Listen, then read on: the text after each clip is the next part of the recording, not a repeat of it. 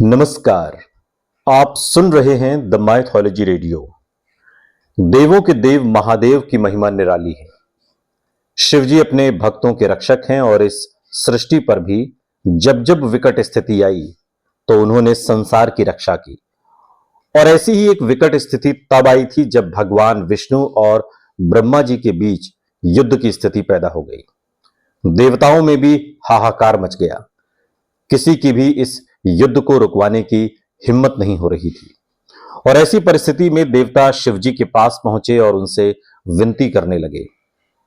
तब जाकर शिवजी दोनों के बीच आकर खड़े हुए और युद्ध को शांत किया।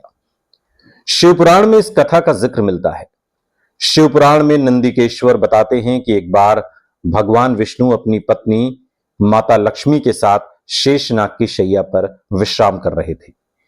तभी ब्रह्मा जी वहां पहुंचते हैं और भगवान विष्णु को पुत्र कहकर संबोधित करते हैं। ब्रह्मा जी कहते हैं, पुत्र उठो, मैं तुम्हारा ईश्वर तुम्हारे सामने खड़ा हूं। यह सुनकर भगवान विष्णु को थोड़ा क्रोध आता है, लेकिन वे शांत स्वर में कहते हैं, पुत्र तुम्हारा कल्याण हो, लेकिन बताओ कि पिता के पास आने की आवश्यकता कैसे पड़ गई। यह सुनकर ब्रह्मा जी कुपित होकर बोले, मैं तुम्हारा रक्षक हूं, मैं ही समस्त जगत का पितामह हूं, सारा संसार मुझ में ही है। तुम मेरी नाभि कमल से उत्पन्न हुए हो, फिर भी मुझसे इस तरह बात कर रहे हो। शिव पुराण में इस बात का जिक्र है, जिसमें आगे कहा गया है कि दोनों के बीच की बातचीत कहासुनी में बदल गई और अंत में दोनों ही एक दूसरे से युद्ध करने के लिए तैयार हो गए। भगवान विष्णु गरुड़ पर और ब्रह्मा जी हंस पर विराजमान होकर परस्पर युद्ध करने लगे। भगवान विष्णु के अनेक अस्त्रों के प्रहार से ब्रह्मा जी व्याकुल हो उठे और इसके बाद ब्रह्मा जी ने भी एक भयानक पलटवार किया और इस युद्ध से देवताओं में हाहाकार की स्थिति पैदा हो गई। वो सब भगवान शिव के पास पहुंचे, उन्हें सारी व्यथा सुनाई। उस समय भगवान शिव माता पार्वती के साथ कैलाश पर्वत पर विराजमान थे और धीमे धीमे मुस्कुरा रहे थे। तब महादेव बोले, पुत्रों, मुझे पता है कि ब्रह्मा जी और विष्णु जी के बीच युद्ध चल रहा है, सभी को दुख है। आप भयभीत ना हो, मैं स्वयं अपने गणों के साथ चलूंगा। और इसके बाद भगवान शिव नंदी पर सवार होकर देवताओं के साथ युद्ध स्थल की ओर बढ़े।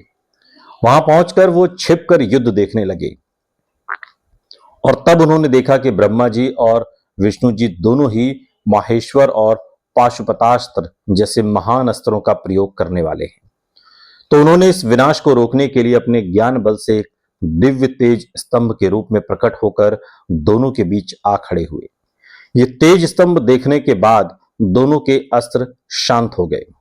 तब भगवान शिव ने कहा कि जो इसकी अंतिम छोर पता करेगा वही बड़ा माना जाएगा। ये सुनकर ब्रह्मा जी और विष्णु जी इस तेज के रहस्य के बारे में जानने के लिए जुटे। भगवान विष्णु ने शूकर रूप धारण कर नीचे पाताल की ओर प्रस्थान किया और ब्रह्मा जी हंस बनकर आकाश की ओर उड़ चले। ब्रह्मा जी गहराई में नहीं गए, वो आकाश में गए और विष्णु जी गहराई में उतरते गए, लेकिन उन्हें स्तंभ का अंत नहीं मिला और वो लौट आए।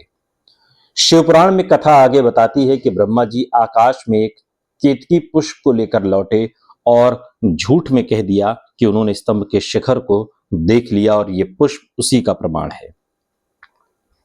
ये झूठ सुनकर भगवान शिव स्वयं प्रकट हुए और उन्होंने विष्णु जी की सच्चाई देखकर प्रसन्न होकर बोले कि हे विष्णु, आप सत्य बोलते हैं, इसलिए मैं आपको अपनी समानता का अधिकार देता हूं। ब्रह्मा जी के छल पर भगवान शिव को अत्यंत क्रोध आया और उन्होंने अपनी तीसरी आंख से भैरव को प्रकट किया और उसे आदेश दिया कि ब्रह्मा जी को दंड दे। भैरव ने ब्रह्मा जी का 5वां सिर काट दिया और डर के मारे कांपते हुए ब्रह्मा जी ने क्षमा मांगी। इसके बाद विष्णु जी ने शिव जी से प्रार्थना की, आपकी ही कृपा से ब्रह्मा जी को 5वां सिर प्राप्त हुआ था, कृपया उन्हें क्षमा करें। शिव जी ने अपनी आज्ञा दी और भैरव ने ब्रह्मा जी को छोड़ दिया। भगवान शिव ने ब्रह्मा जी से कहा कि आपने ईश्वरता और प्रतिष्ठा दिखाने के लिए छल किया है, इसलिए मैं श्राप देता हूं कि आप सत्कर्म, पूजा के स्थान और धार्मिक उत्सवों से वंचित रहोगे। ब्रह्मा जी ने अपनी भूल मान ली और क्षमा मांगी। तब भगवान शिव बोले, पापियों को दंड देना आवश्यक है ताकि लोक व्यवस्था बनी रहे। मैं आपको वरदान देता हूं कि आप गणों के आचार्य कहलाओगे और आपके बिना कोई यज्ञ पूरा नहीं होगा। सुनते रहिए द माइथोलॉजी रेडियो, सुनता है सारा इंडिया।